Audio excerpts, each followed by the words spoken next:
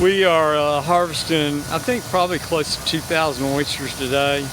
This is our tumbler. Actually, Zach designed this tumbler, and several people help us put it together, but that's what we're harvesting right there.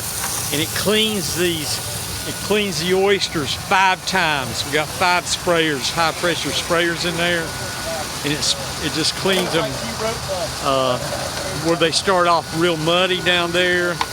They come all the way to the end here, drop off, and then what we do is we box them like that box right there, the white box, put them in a cooler at 36 degrees, and these are we're delivering tomorrow.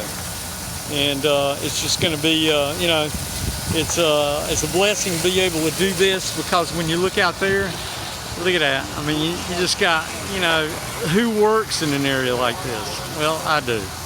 And that's Mike. Mike does. And that's a friend of ours, Jay. And Jay's coming out just to check out the farm today. But, this is what we do. And I'm telling you, our oysters are farm raised. They're off the bottom. There's no grit. They're clean as can be.